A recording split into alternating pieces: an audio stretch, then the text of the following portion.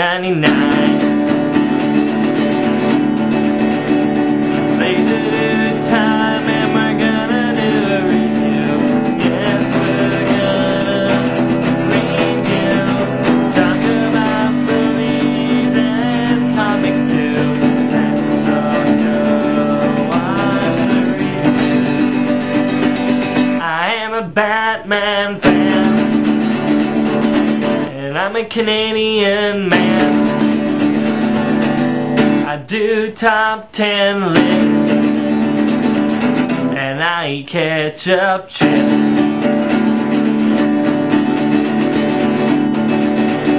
It's laser dude time and we're gonna do a review. Yes, we're gonna review. Talk about movies and comics too. Let's all go watch the review.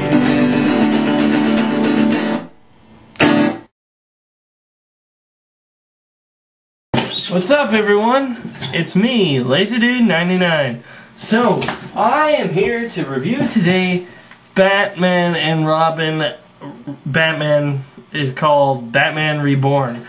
This is written by Grant Morrison, and it is the new Batman and Robin stories with, Dick Grayson as Batman and Damian Wayne as Robin. Now, let me just say about this book, Grant Morrison, I'm just saying, he can do an amazing job with getting real tense situations with characters you've never seen before. Like in comic books, usually you only get really tense situations when you're like, oh man, what's gonna happen? Flipping through the pages. When when it's a character that you know what he's capable of, like the Joker, or like Lex Luthor, or just someone menacing that you know. Grant Morrison has a bunch of villains in here that you've never heard of, and yet you're actually worried for Batman and Robin. Now this book, let me just say, the art is different in this. It's different, but I'm not saying that's bad. I'm saying it's different. It is good, actually. It's really good. Now, I'll just say the basic villain. This is a two-part book. It has two different stories in here, and it's about how Batman and Robin, the new Batman and Robin, first start out. Now, how it first started out, Damian is, I don't know, I think he's not really warmed up to Dick Grayson as Batman. Like, I know he thinks that, I don't think he can really see him as Batman yet, and he keeps on saying to him, if you want my respect, you're going to have to earn it. And Dick Grayson keeps on having to remind him that he's only 10 years old, so start acting like a kid, But overall, the best written in here is Dick Grayson. Mostly because Dick Grayson in here really captivates the struggle that he's going to trying to do this. How he feels that no one believes that he's actually Batman. How Commissioner Gordon and all the police, they're just looking at him as, oh, he's a guy pretending to be Batman. Trying to fill Batman's place. He's not actually going to do it. Nobody expects him to really take Batman's place, and neither does he, in a way. The first villain that he really has to face is Pig. I don't know, it's P-Y-G. And he's a pig, right? He has a pig face. Well, he doesn't have a real pig face, it's a mask. And he is one disturbing character. He has a whole bunch of circus freak show guys that work for him. Like this Siamese triplets that are all joined together at the hip, and they're all acrobats. And then there's like a 500-pound man, I'm guessing. Dad, I'm sorry I told you to leave. I'm sorry, man. I was kind of grouchy. And now it's time to take a break from the review and have Chris interrupt me and do whatever the heck he wants. Well, I'm in the middle of something here, Chris. I got the newest video game. Just check this out, man. Wait, you got a video game? Hey, remember our idea? Look who ripped us off! No way! Okay. Okay. Just for a timeout, if this is for subscribers.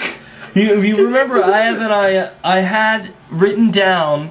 I have a video called Video Game Ideas, where I was talking about ideas that we would want to use. One of them was toy guns, and we talked about it would be like a game where you use Nerf guns and to shoot at people. Playing Nerf with our Nerf guns, and we were just shooting at each other. And he thought it'd be interesting to have a video game with kind of like Nerf guns, but also in a different way. It'd be kind of like a first-person shooter game, but with kids' toys. Have to buy it. This. All right, well, you take it, because I can't talk about this anymore, because I'm Anyway, that's really weird. That was not scripted. He just, wow. Anyway, back onto this topic. Jeez. He just walks in and changes the topic. Anyway, okay, yes. One is that 500-pound man, and then there's a toad, and a guy whose head's on fire. Now, he has these weird masks that he puts on these girls that make them kind of mind-controlled. And they all, like... and he's a very disturbing villain. His mind is really... I would love to see this guy make another appearance. Then there's another guy who... Okay, his name is Flamingo. And he's pink. I hate pink. I cannot stand pink. But he's actually really, you really feel like he's a menacing villain. And I mean, that is extremely hard to do. To have a guy dressed all in pink that looks very menacing. Though Robin's words put it, like he's all hyped up to, and Robin's words put it into very good perspective. I was expecting scary, not gay.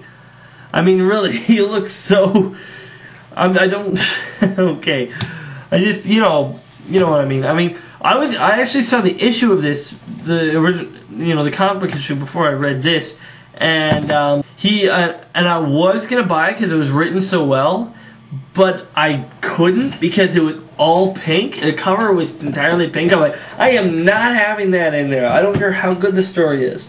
However, the story is really good. The first one is all about Batman and Robin hitting their stride and starting to really accept themselves as Batman and Robin. Damien accepts it right away, but maybe a little too quickly, and he doesn't really,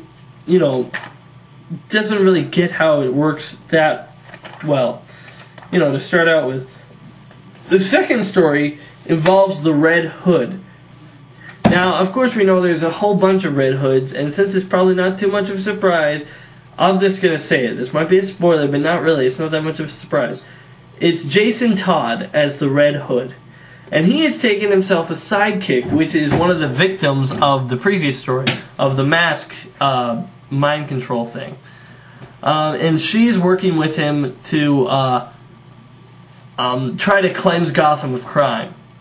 The Punisher way. Killing them. Here's the thing. This is one of the greatest ideas I've ever seen.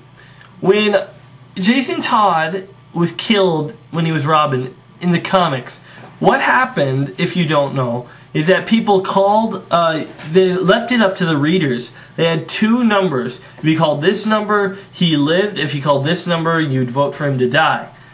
Now, people voted for him to die, but it was just a small margin. I believe it was 75 votes.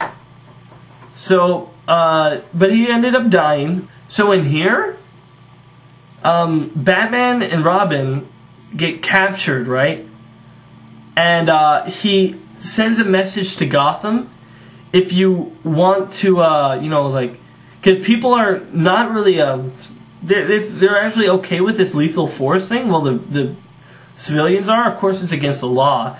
But, some of them don't disapprove of it since they're bad people. So Jason captures them and he says, phone this number in order to keep Batman and Robin, or phone this number to see their identities and to go with the Red Hood and Scarlet. And I just laughed. I laughed in the comic book store when I originally read it. And I'm just like, that is perfect! Anyway, I think that this is really handled well for the whole Return of Batman or Batman Reborn.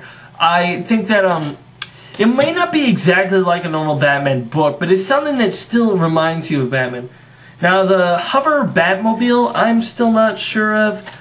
I mean, it seems a little Adam West Batman-y, but it's still good enough to feel like Batman. So, all in all, I guess I would have to give Batman and Robin 8 out of 10. So, remember guys, I'm LazyDude99, and if I don't like it, it's not worth it. See you around.